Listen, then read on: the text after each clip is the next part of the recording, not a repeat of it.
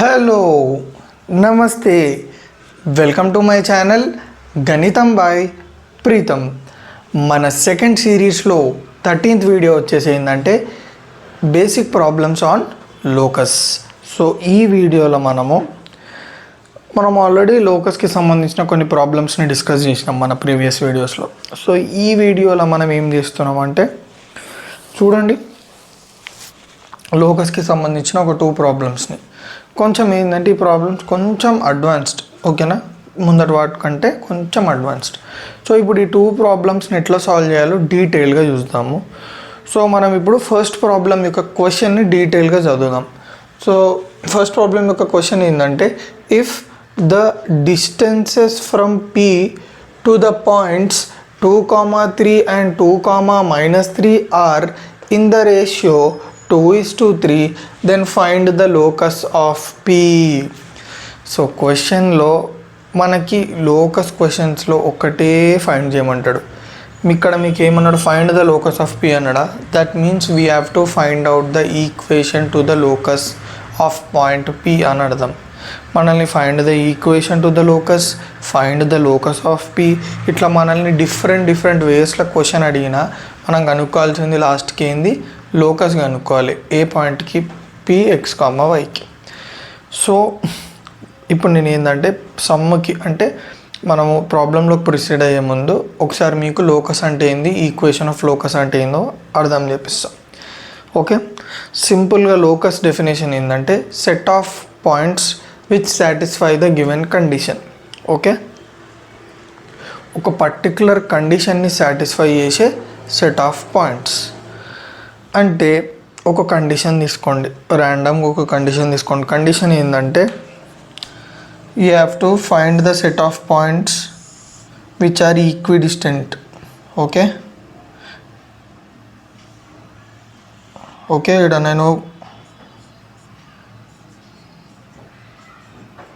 మీకు బ్రీఫ్గా అంటే షార్ట్గా ఎక్స్ప్లెయిన్ చేయడానికి ట్రై చేస్తాను. ఎందుకంటే ఆల్మోస్ట్ నేను ప్రతి వీడియోలో మీకు లోకస్ గురించి, ఈక్వేషన్ ఆఫ్ లోకస్ గురించి మళ్ళీ ఒకసారి ఎక్స్ప్లెయిన్ చేస్తున్నాను.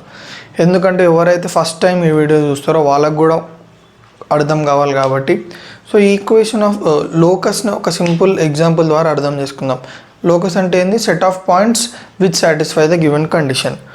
సో మనము లోకస్ ఎగ్జాంపుల్ గురించి తెలుసుకోవాలంటే మనకి ఫస్ట్ ఆఫ్ ఆల్ కండిషన్ ఏందో తెలియాలి. ఓకే, కండిషన్ తెలిస్తే మనం దానికి సెట్ ఆఫ్ పాయింట్స్ కనుక్కోవచ్చు. ఓకే, సో ఇక్కడ కండిషన్ ఏంటంటే ఆ పాయింట్స్ అనేటివి the set of points should be equidistant from the coordinate axis. So coordinate axis అంటే ఏంది, వై యాక్సిస్, ఎక్స్ యాక్సిస్ రెండింటిని కలిపితే కోఆర్డినేట్ యాక్సెస్ అంటాం. AXCS అంటే 2 యాక్సిస్లు. సో ఏ పాయింట్స్ అయితే మీరు తీసుకుంటారో, ఏ సెట్ ఆఫ్ పాయింట్స్ అయితే మీరు తీసుకుంటారో ఆ పాయింట్స్ అనేటివి ఈక్విడిస్టెంట్ ఉండాలి కోఆర్డినేట్ యాక్సిస్ కంటే. దాని అర్థం ఏంది, ఫర్ ఎగ్జాంపుల్ నేను ఈ పాయింట్ తీసుకున్నాను అనుకోండి 1, 1. ఈ 1, 1 అనేది వై యాక్సిస్కి ఎంత డిస్టెన్స్లో ఉందో ఎక్స్ యాక్సిస్కి కూడా అంతే డిస్టెన్స్లో ఉండాలి. ఈక్విడిస్టెంట్ అంటే ఏంది, ఈక్వల్ డిస్టెన్స్. సో మనం ఏదైతే పాయింట్ తీసుకున్నాం ఆ పాయింట్ అనేది వై యాక్సిస్కి, పాయింట్కి వై యాక్సిస్కి ఎంత డిస్టెన్స్ ఉందో పాయింట్కి ఎక్స్ యాక్సిస్కి కూడా అంతే డిస్టెన్స్ ఉండాలి. దాని అర్థమే ఈక్విడిస్టెంట్ అంటే. ఓకే, సో ఇప్పుడు నేను 1, 1 తీసుకున్నాను.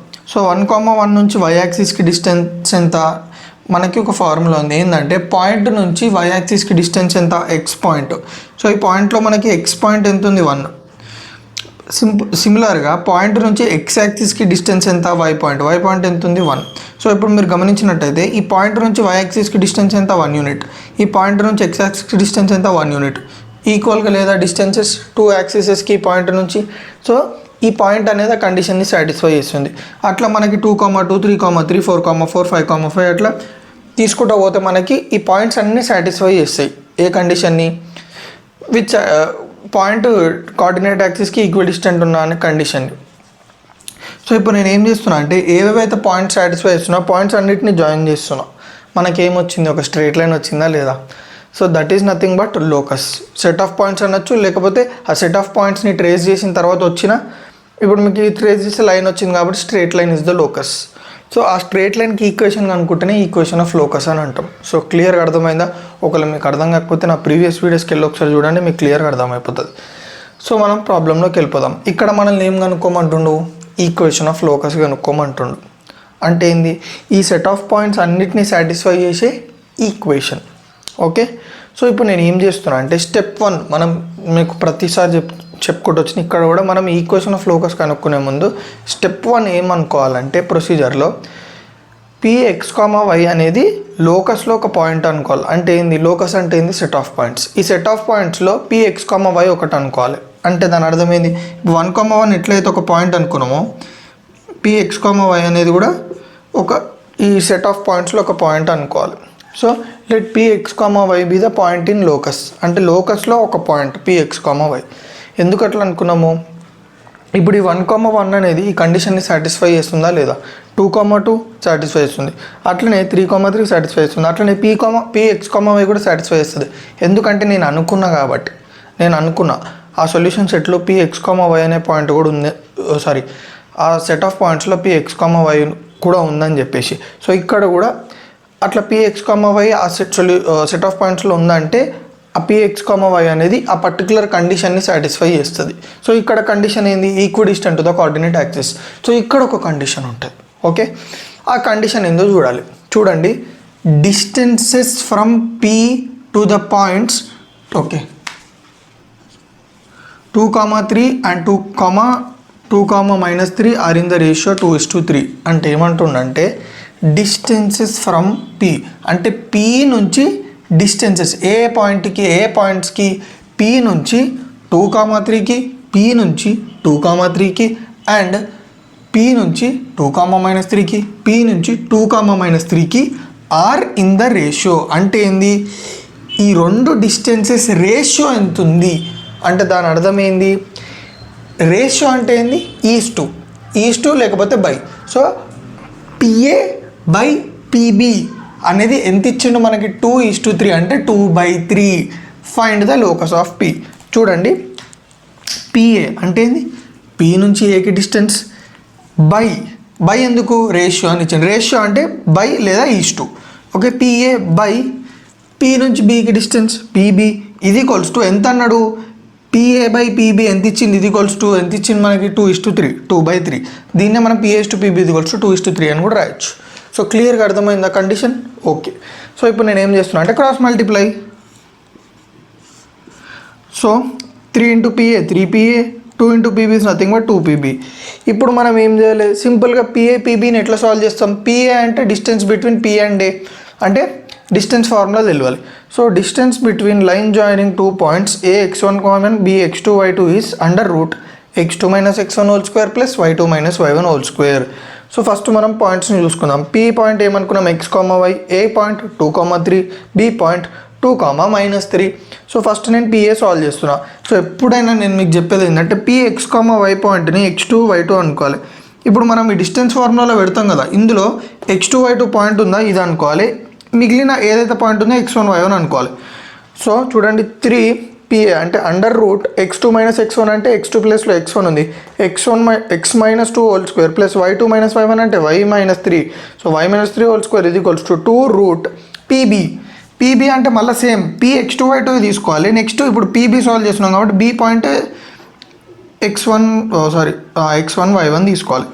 సో 2 రూట్ x2 - x1 అంటే x -2 whole square plus y2 - y1 whole square అంటే y మైనస్ ఆఫ్ మైనస్ ఎందుకు చెప్పండి, y2 మైనస్ y1 ఎంత ఉంది, -3. So y minus into minus ఎంత, ప్లస్, అందుకే y +3 హోల్ స్క్వేర్. సో ఇప్పుడు ఏం చేయాలి, ఈ ప్రొసీజర్లో మనకు రూట్ ఉంది కాబట్టి రూట్ని ఎలిమినేట్ చేసుకోవాలి. ఎట్లా, squaring on both sides. So 3 root x -2 whole square plus y -3 whole square is equals to 2 whole bracket 2 root x -2 whole square plus y +3 whole square. Square root cancel అయిపోయినా మనకి ఏం మిగిలినాయి చెప్పండి. ఇక్కడ చూడండి, స్క్వేర్ రూట్ క్యాన్సిల్ అయ్యేముందు ఇప్పుడు ఈ 3కి కూడా మనము ఏం చేయాలి, స్క్వేర్ అప్లై చేయాలి. సో 3 స్క్వేర్ ఎంత, 9. ఈ స్క్వేర్ ఈ రూట్ ఎగిరిపోయింది, 9 × x -2 whole square plus y -3 whole square is equals to 2 × x -2 whole square plus y +3 whole square. I want to keep calculation very simple. క్యాలిక్యులేషన్లో ఎక్కువ టైం పెట్టినా అంటే మనం కాన్సెప్ట్ తెలుసుకోవడం కష్టం. సో నేను ఏం చేస్తున్నా అంటే మ్యాక్సిమం టైం కాన్సెప్ట్కి ఇవ్వడానికి ట్రై చేస్తున్నా. So try to understand. ఎవరికైనా సార్ మీరు ఏంటి ఇంత స్పీడ్గా వెళ్తున్నారు క్యాలిక్యులేషన్లో, అసలు మాకు అర్థం కావాలా లేదా అంటే బేసిక్ మ్యాథమెటిక్స్ ఇది. a+b² a-b² నేను చెప్పొచ్చు, కానీ ఏంటంటే కాంప్లెక్స్ ప్రాబ్లమ్స్ వచ్చినప్పుడు I have to focus on concept rather focusing on ఏమంటారు ఈ సింపుల్ ఏమంటారు సాల్వింగ్. ఓకేనా? సో డోంట్ ఏమంటారు మిస్అండర్స్టాండ్ మీ. ఎందుకంటే మనకి కాన్సెప్ట్స్ ఇంపార్టెంట్, ప్రాబ్లమ్స్ కాన్సెప్ట్ అర్థం కావడం, క్యాలిక్యులేషన్ మెల్లగా నేర్చుకోవచ్చు. ఓకేనా? సో ఇప్పుడు నేను ఇక్కడ ఏం చేసిన మల్టిప్లై చేసుకోండి. 9 × x² 9x², 9 × 4 36, 9 × -4x -36x, 9 × y² + 9y², 9 × 9 81, 9 × -6 -54y is equals to 4 × x² 4x², 4 × 4 16, 4 × -4x -16x, 4 × y² + 4y², 4 × 9 36, 4 × 6y + 24y. ఇవన్నీ ఇటు సైడ్ పంపించండి. సో ఇక్కడ మీరు గమనించండి, ఫస్ట్ నేను ఏం చేస్తున్నాను చూడండి. 9x², ఫస్ట్ నేను x² y² రాసేసుకున్నా. 9x² + 9y², తర్వాత x టర్మ్ -36x, తర్వాత y టర్మ్ -54y, తర్వాత నేను నెంబర్స్ ఉన్నాయి చూడండి +36 + 81 యాడ్ చేసుకున్నా, 115 వచ్చింది. తర్వాత ఏం చేస్తున్నా, ఈ రైట్ హ్యాండ్ సైడ్లో ఉన్న టర్మ్స్ లెఫ్ట్ హ్యాండ్ సైడ్లోకి పంపిస్తున్నా. అవి కూడా సిస్టమేటిక్గా ఫస్ట్ 4x² పంపించిన -4x² అయింది, తర్వాత 4y² పంపించిన -4y² అయింది, తర్వాత -16x పంపించిన +16x అయింది, తర్వాత +24 పంపించిన -24y అయింది, తర్వాత 16 + 36 యాడ్ చేస్తే 52 వచ్చింది. ఆ 52 నెట్ సైడ్ పంపించుకుంటే -52 అయింది. సో దీని అంతా సాల్వ్ చేస్తే ఆన్సర్ ఏమొస్తుందో మీరు నాకు కామెంట్ బాక్స్లో పెట్టేసేయండి. ఓకేనా? Clear. Next question. A1, 2, B2, -3, C -2, 3 are 3 points P moves such that PA² + PB² is equals to 2PC². Find the locus of PE. So ఇక్కడ డిఫరెన్స్ ఇక్కడ చాలా అంటే చాలా ఏమంటారు డిఫరెంట్ క్వశ్చన్. ఎందుకంటే మనకి 3 పాయింట్లు ఇచ్చిండు and 3 points P moves such that PA² + PB² is equals to 2PC². Find the locus of P. అన్ని క్వశ్చన్స్కి ఈ క్వశ్చన్స్కి డిఫరెన్స్ ఏం చెప్పండి. మనకి కండిషన్ అనేది వర్డ్స్లో ఇస్తాడు చూడండి. P to the points distance from P to the points 2, -3, 2, 2, 3, 2, -3 are in the ratio 2:3 అని ఇచ్చాడు. కానీ ఇక్కడ మీరు గమనించినట్టయితే ఆ ఇచ్చిన కండిషన్ ఉందా, ఆ కండిషన్ ఆల్రెడీ ఆయన మ్యాథమెటిక్స్లో మ్యాథమెటికల్ ఈక్వేషన్ లెక్క కన్వర్ట్ చేసేసాడు. ఇక్కడ మనము ఇచ్చిన వర్డ్స్లో ఇచ్చిన కండిషన్ని మనం మ్యాథమెటికల్ ఈక్వేషన్ లెక్క కన్వర్ట్ చేసుకున్నాం, లేదా మ్యాథమెటికల్ కండిషన్ లెక్క. కానీ మనోడు ఇక్కడ డైరెక్ట్ కండిషన్ ఇచ్చేసేసాడు. సో సింపుల్గా మనల్ని ఏం చేయకుండా కండిషన్ని సాల్వ్ చేస్తే మనకు లోకస్ వచ్చేస్తుంది. సో మనం పెద్దగా ఏం చేయాల్సిన అవసరం లేదు ఇక్కడ. So let Px, y be the point of locus. Same అదే ప్రొసీజర్. మన కండిషన్ ఇచ్చింది అది పెట్టుకోవాలి. తర్వాత Pని, Aని, B, C పాయింట్స్ అన్నీ రాసుకొని PA అన్నప్పుడు మనం ఏం చేయాలి, PA అంటే Px2, y2 అనుకోవాలి. ఇందాక చెప్పిన Ax1, y1 అనుకోవాలి. సో √x2 - x1 అంటే x - 1² + y - 2² plus next PB² అంటే ఇక్కడ మళ్ళీ ఏమైపోతుంది, PBని సాల్వ్ చేస్తున్నాం కాబట్టి Bx1, y1 అయిపోతుంది, Px2, y2 అయిపోతుంది. సో √x2 - x1 అంటే x - 2² ప్లస్ y అంటే y -3² is equals to 2PC² అన్నాం. 2 √P. ఇక్కడ మళ్ళీ ఏమవుతుంది, PC సాల్వ్ చేస్తున్నాం కాబట్టి Cx1, y1 అవుతుంది, Px2, y2 అవుతుంది. So 2 x2 x - plus x + 2² plus y - 3² ఎందుకంటే స్క్వేర్స్ ఇచ్చిండు కాబట్టి. ఇక్కడ చూడండి, ఇక్కడ మనకు స్క్వేర్స్ ఇవ్వలేదు కాబట్టి మనకి రూట్ ఉంది. తర్వాత మనం స్క్వేరింగ్ ఆన్ బోత్ సైడ్ చేసి క్యాన్సిల్ చేసుకున్నాం. కానీ ఇక్కడ ఆల్రెడీ స్క్వేర్ ఇచ్చింది కాబట్టి స్క్వేర్ రూట్ క్యాన్సిల్ అయిపోయింది. సో మిగిలింది ఏంది, x - 1² plus y - 2² plus x - 2² plus y + 3² is equals to 2 × x + 2² plus y - 3². x - 1² అంటే x² ప్లస్ 1 - 2x, y - 2² అంటే y² plus 4 - 4y plus x - 2² అంటే x² plus 4 - 4x plus y + 3² అంటే y² plus 9 + 6y is equals to 2 × 2 ఉంది కాబట్టి x + 2² అంటే x² plus 4 + 4x plus y² plus 9 - 6y. So ఇక్కడ చూడండి, x² ఎంత 2x², y² ఎంత 2y² మైనస్ x చూడండి -2x - 4x -6x -4y plus 6y plus 2y plus 4 plus 4 plus 9 okay okay okay 1 4 5 5 + 4 9 9 + 9 18.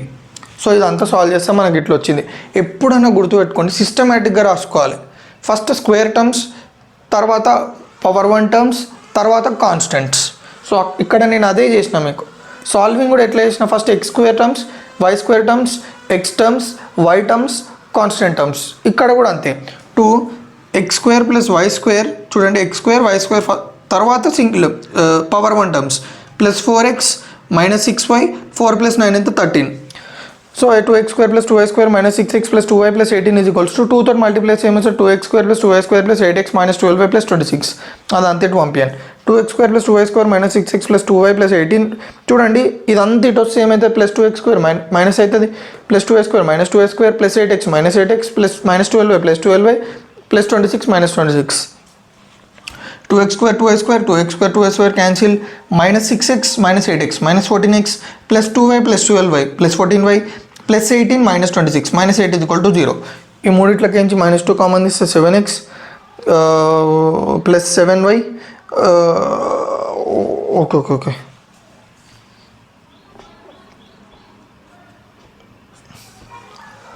+4 = 0. -2 not పంపిస్తే 7x - 7y + 4 = 0. So second some అంతా మనకి ఏం complicated అనిపించలేదు కదా, సింపుల్ సమ్. ఓకేనా?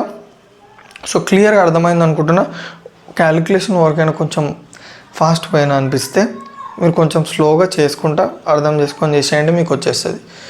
సో నా వీడియోస్ ఏమైనా మీకు కొంచెం యూజ్ అయితే తెలుసు కదా ఏం చేయాలో, రైట్.